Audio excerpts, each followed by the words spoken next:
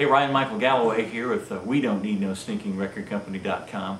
I'm with Dan Scott Parr. We're talking niche marketing and a new one. We talked about Ked Records a while back and his whole approach around motorsports. And Dan's gotten into children's music and done. He's in the growing stages of it. I think it's kind of neat to watch where he's at right now.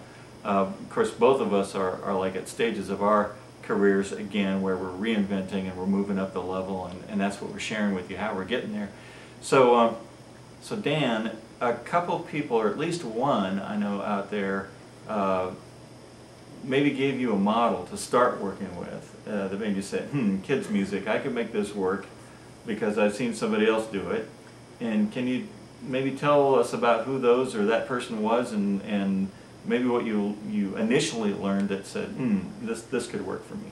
Yeah, well, when I was at the elementary school, there was a guy named Eddie Coker that came out several times, and Eddie Coker's big. I mean, yeah, in the kids' world, he's pretty well known, and I met him a couple times, and he was really good, and I saw his performances, and I remember thinking at the time, this guy's got a really big voice. He could be doing any type of music. I wonder why he's doing kids music. That was way back, and.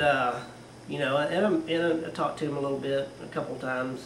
But anyway, when I started doing this, I started thinking, okay, this guy plays a lot of shows, and I kind of wonder how he did things. And actually, I called him, emailed him. He was really gracious, and he gave me some really good advice.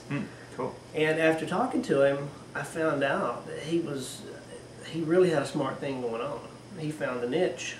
And it was a great niche for him, and even though he could have done or could still do whatever type of stuff he wanted to do,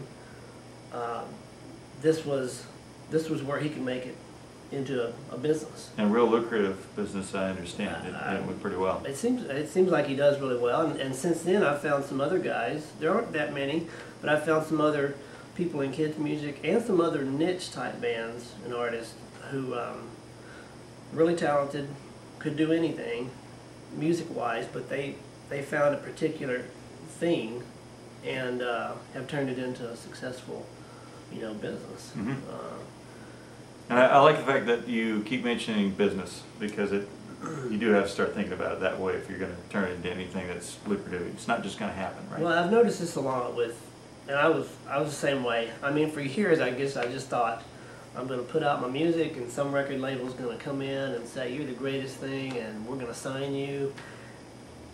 And it happens for a few people, but it doesn't happen much. Yeah, I mean, and you're leaving a lot up to chance there. Sure, and one thing I've heard that I tend to agree with is that if being discovered by somebody else is part of your business plan, you might want to rethink that a little bit. It's not a business plan. Well, you know what I've found out with a lot of artists, they're really artists, are creative people, but they don't extend that creativity into the business side of things, which, to me, if you're creative, you should be able to do that and extend it into something. And that was another challenge for me. I thought, okay, well, if I'm really going to think creatively, it can't just be with writing songs. I mean, if I wanted to do something, I need to shift that into thinking creatively. About marketing. Marketing and about business too. So. I'm so down with that.